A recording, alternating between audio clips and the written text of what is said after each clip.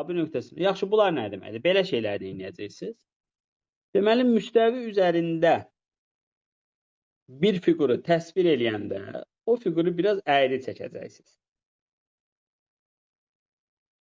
Biraz əyri çəkəcək. Bax, belə bir şey. Qursun. Qurdu. Bu bərabər tərəf üçbucağı. Bax, deyir ki, tərəf 4-dür və A təpəsindən göyə A1 perpendikulyarı qaldırılıb. Buradan bura A1 perpendikulyarı qaldırılıb. Qaldırıldı. Və nəymiş uzunluğu 2 imiş. A1 nöqtəsindən BC tərəfinə qədər olan məsafəni tap. BC tərəfinə qədər olan məsafəni tapmaq üçün, bu məsafəni tapmaq üçün, bu aşağının da, bayaq bir cümlə demişdik, hündürlüyün çəkirik. Bu üçbucaqdır da, bura düşür haşa. Onda tərəf 400-ə bərabər tərəfinin tərəfi 400 isə hündürlüyü nə qədər olacaqdı? 2 kök altı 3 mü olur?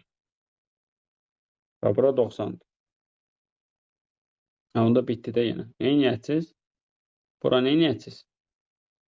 Pifagor teoremi yazacaqsınız. Baxın. İndi nə qədər olar o?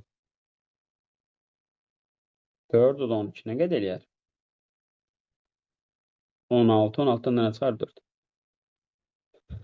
Bax, burada niyə BC tərəfinə ümumi qədər olan məsafəni deyir? Niyə ortasına qədər demir?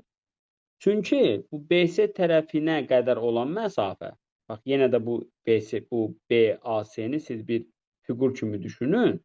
Gətirmişik, yenə də yerə söykənmişik. Yerə söykənmişik, burada bir mail rolunu oynayan yenə də bir bucaq var da, bu da burada. Bu bucaq var.